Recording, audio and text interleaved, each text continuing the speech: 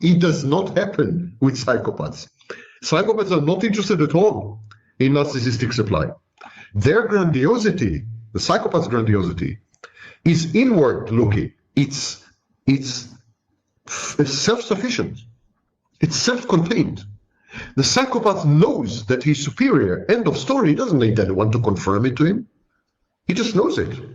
It's a fact, indisputable fact. Who can argue with that? Who can argue with it? Whoever argues with it is an idiot. Narcissist is not the same. Narcissist is compensatory. He needs other people to tell him that he's superior. And if people don't do that, if they don't tell him that he's superior, or they challenge his superiority, he's very easy to destabilize. He's very uncertain. He is an external locus of control.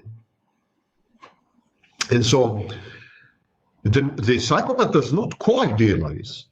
When and if the psychopath idealizes you, it's part of a process of manipulating you, subjugating you, rendering you addicted to his praise. It's goal-oriented, it's a tool, it's an instrument. It has no reflection on you. The psychopath is utterly unaffected by his idealization of you. I mean, who cares what you are, really, and who you are, really? What does it all matter? It's like, me and me. Co-idealization, the narcissist co-idealization occurs simultaneously in two spaces. One space is real, one is imaginary. This is not the case with the psychopath. The narcissist, pathological narcissistic space is his stomping ground. It's a real space, it's a physical space. Could be his home, church, neighborhood pub, volunteer organization, or workplace. It's a location. It's a location in which his sources of supply habitually congregate and interact to provide the narcissist with adulation and affirmation. Applause. It's where he gets applause. So it could be a concert hall. And concurrent with his physical site, the narcissist maintains a shared fantasy space here in his mind. And within this shared fantasy space, he idealizes both himself and his intimate mate. Co-idealization. Psychopath doesn't have this. Psychopath has only a space, a single space, and it's a totally physical space. The psychopath does not have a shared fantasy with you. He creates a fantasy for you.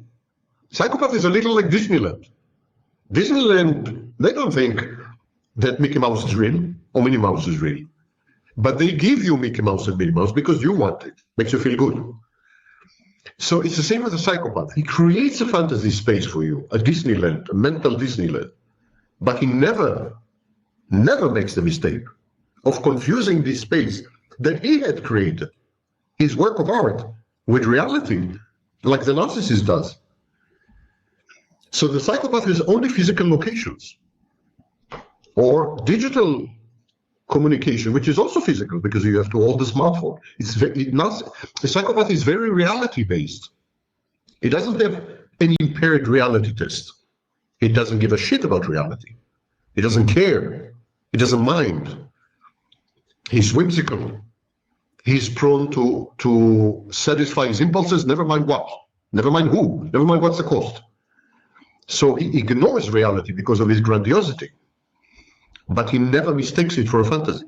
Not so the narcissist. The narcissist is much more psychotic than the psychopath. And I beg to differ with Kernberg and others, much more psychotic than the borderline.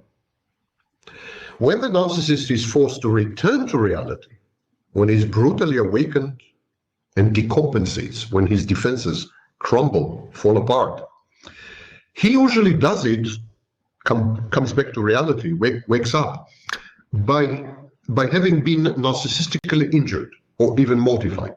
It's a precondition. The narcissist never abandons the fantasy because it's his reality. When he is expelled from the Garden of Eden, when he's expelled from the Garden of Eden, there should be an angel there with a flaming sword, or else he will try to re-enter the garden and eat another apple with a naked Eve. I love this imagery. Okay, So the narcissist is narcissistically injured, he's mortified. And then what he does, he devalues the fount of hurt and frustration. He devalues the source, devalues the person who hurt him, who frustrated him. Usually it's the intimate partner, but it doesn't have to be.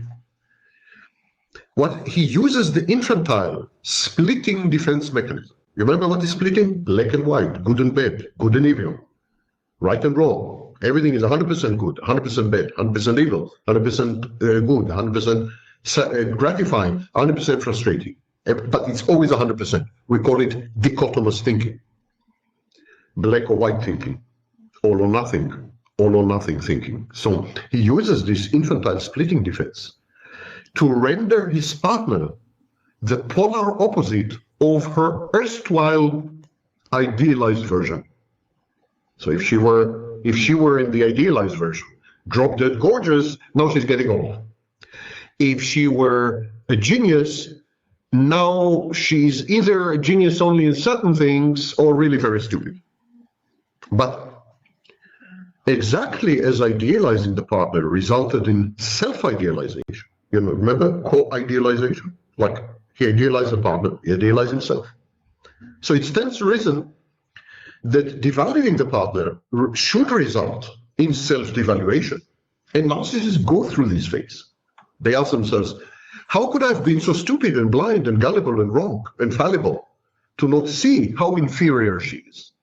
And this is a phase that is common to narcissists and to victims of narcissists, ironically. Don't forget, narcissists are the outcome of narcissistic abuse in early childhood.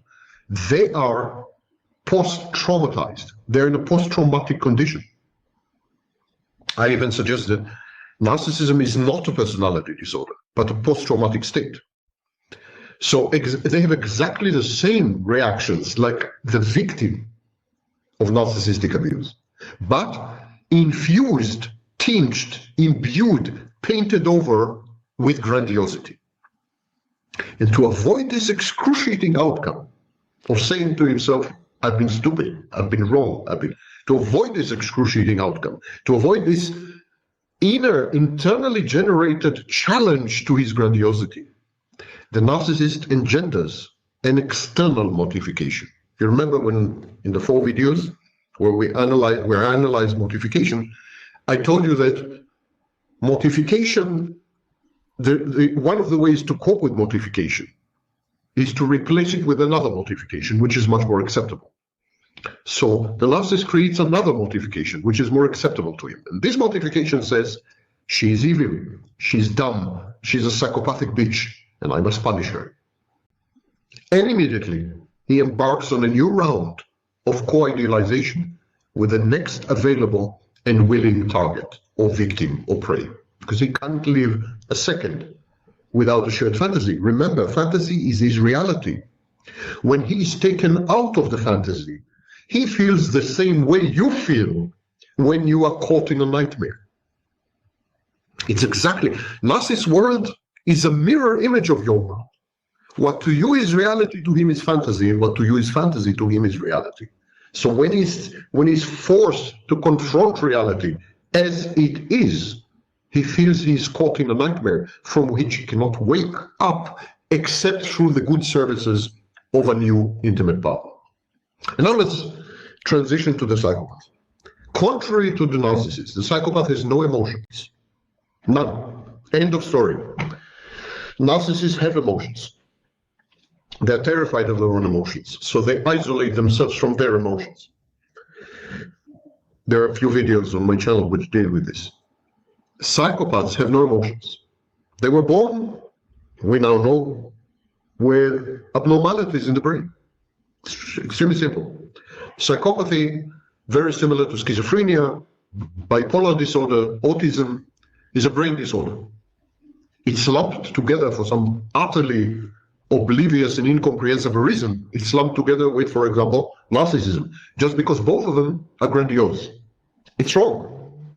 Psychopaths, as Cleckley observed in 1942, psychopaths are actually a form, they are very difficult to distinguish between them and, let's say, crazy people.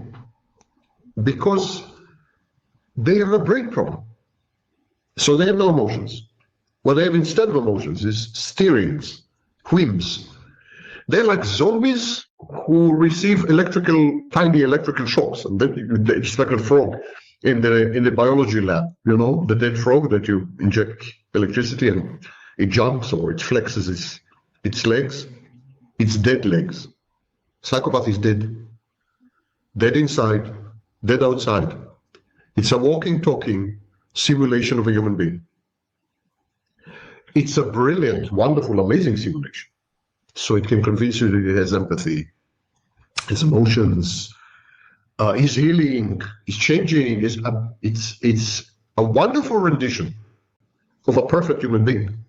And it is this perfection that is the first sign of trouble.